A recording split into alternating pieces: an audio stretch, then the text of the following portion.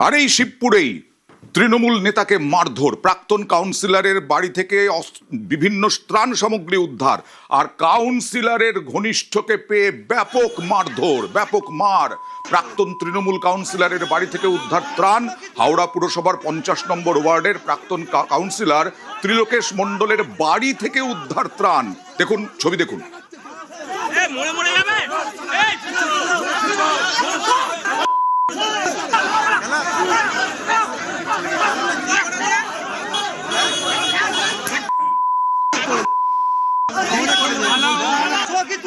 মরে যাবে রে, ছেড়ে দে, এরকম মার মারলে বলছেন। এই কথাগুলো বলছেন যারা মারছেন, তাদের সঙ্গে যারা আছেন তারাই বলছেন যে ছেড়ে দে, মরে যাবে। কথা বলবো প্রতিনিধি দেবাশিসের সঙ্গে। দেবাশিস, এই কাউন্সিলর তার বাড়িতে, সেখানেও ত্রাণ সামগ্রী মজুদ। আর এই ত্রিলোকেশ মণ্ডল, একটু ত্রিলোকেশ মণ্ডলের ভূমিকা কি ছিল যখন কাউন্সিলর ছিলেন?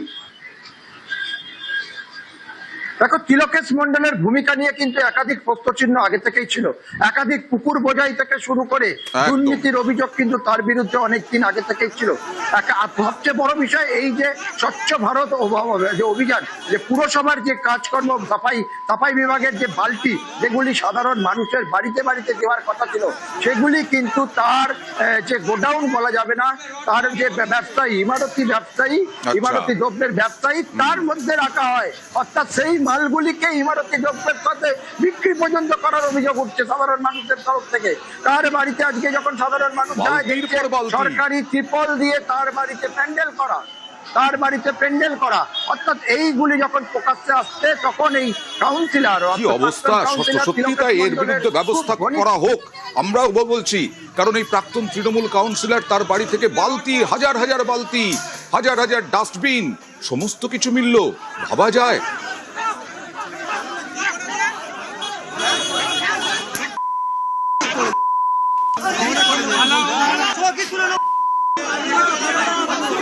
হাওড়ারই আরো একটা ছবি দেখাবো।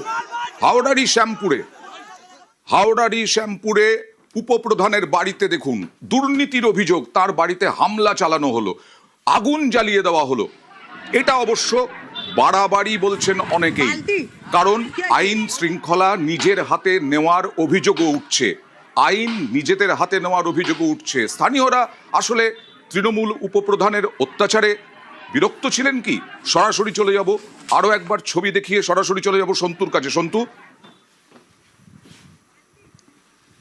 একদমই শ্যামপুরের নাকল গ্রাম পঞ্চায়েতের তৃণমূলের উপপ্রধান সদানন্দ দাস, তার বাড়িতে আজকে সাধারণ মানুষের ক্ষোভ উপরে গিয়ে করে। সাধারণ মানুষের যেটা অভিযোগ, যে আবাস যোজনার কার্ডমানি থেকে শুরু করে যে 100 দিনের কাজে যে জব কার্ড, সেই জব কার্ডটা নিজের বাড়িতে রেখে দিয়েছিলেন, এমনটাই কিন্তু অভিযোগ। এমন বিরোধী দলের যারা কর্মী সমর্থক আছে, তাদের উপর এতদিন অত্যাচার করতে, এমনটাই কিন্তু অভিযোগ। আর সেই বিক্ষোভে আজ কিন্তু তার বাড়ির উপরে গিয়ে পড়ে।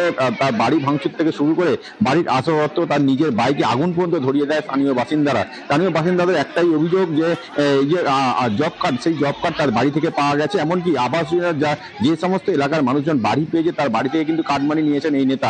মূলত সেই ক্ষোভেই কিন্তু এই ক্ষোভেরই বহিঃপ্রকাশ বলছে স্থানীয় বাসিন্দারা। হাতে আইন তুলে নেওয়া, এটাও অনেকে বলছেন ঠিক নয়। যাই হোক, এবার পুলিশ কি পদক্ষেপ করে সেটাই দেখার। নাকল অঞ্চলের উপপ্রধান সদানন্দ দাস এবং তার সাঙ্গপাঙ্গ আরও যারা আছে, তারা বহুদিন ধরে মানুষের সাথে অত্যাচার করেছে এবং দুর্নীতি করেছে। প্রধানমন্ত্রী আবাস যোজনার ঘর দেওয়ার নামে বহু মানুষের কাছ থেকে টাকা তুলেছে। তো এই প্রতিবাদে সাধারণ মানুষ আজ ক্ষিপ্ত হয়ে তার ঘর ঘেরাও করেছে। মানুষ চাই দোষীদের শাস্তি হোক, যারা এই দুর্নীতির সাথে যুক্ত আছে তারা সবাই যেন শাস্তি পায়। এতদিন আমাদেরকে দেখেন, চুরি করে যত লোকের পয়সা খাচ্ছে, এতদিন জব কার্ড গুলো কোথায় ছিল যে জব কার্ড হয়নি? এতদিন বলছে যে জব কার্ড তোমাদের হয়নি, তাহলে জব কার্ড গুলো এখন কোথা দিয়ে বেরোলো? পয়সাটা কে খেলো? বদলের আগে থেকেই বলতাম, স্ত্রী যদি প্রধান হন তাহলে তার স্বামী দাপট, আবার চেয়ারম্যান যদি স্ত্রী হন, ভাই তার স্বামীর বিরাট দাপট। সেরকমই প্রধানের স্বামী, তাকে কাছে পেয়ে, কারণ তিনি দাপুটে নেতা তৃণমূলের, বাইক থেকে নামিয়ে ডিম ছোড়া হলো, মারধর করা হলো। এটা বাদুড়িয়ায় নয়াবস্তিয়া মিলনী পঞ্চায়েতের ঘটনা। প্রধানের স্বামী দাপুটে তৃণমূল নেতা, তিনি দুর্নীতিতে অভিযুক্ত। বহু সরাসরি চলে যাব প্রতিনিধি অনুপমের কাছে। একেবারে বিরক্ত ছিলেন কি মানুষ এই প্রধানের স্বামীর বিরুদ্ধে?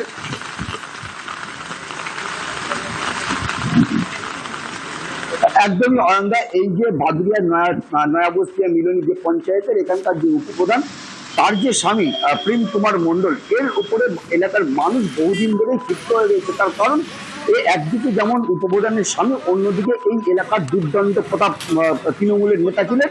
এক কথায় বলা যেতে পারে তার ইশারা ছাড়া বা তার নির্দেশ ছাড়া সরকারি ব্যানারও এই এলাকায় লাগানো যেত না, এমনটাই তিনি নেতা ছিলেন। এবং এলাকার কাটমানিতে বিভিন্ন রকমের কাটমানি, যেমন আবাস যোজনার কাটমানি, আবাস যোজনার ঘর দেওয়ার নাম করে টাকা নেওয়া, এবং এলাকায় যেসব বিরোধী দলের যেসব কর্মী সমর্থকরা রয়েছে তাদেরকে বিভিন্ন সময় মারধর করে বাড়ি থেকে তাড়িয়ে দেওয়া। দেখা যাক এই প্রধানের স্বামীর বিরুদ্ধে পুলিশ কোনো পদক্ষেপ করে কিনা। এটা দেখলেন মারধর, গ্রেফতারও হয়েছেন। এটা দেখুন শামশেরগঞ্জে টুটুল দাস, ধৃত তৃণমূল নেতা, পঞ্চায়েত সদস্য, 3 জন পঞ্চায়েত সদস্য তৃণমূলের 3 পাকুড়িয়া পঞ্চায়েতের তৃণমূল সদস্য আবাসে ঘর পাইয়ে দেওয়ার নামে মোটা টাকা নেওয়ার অভিযোগ। ঘরও মেলেনি, টাকাও ফেরত পাননি, এইরকমই অভিযোগ। সরাসরি চলে যাব প্রণবের কাছে। প্রণব, এর আগে পুলিশকে কি জানানো হয়েছিল এর বিরুদ্ধে?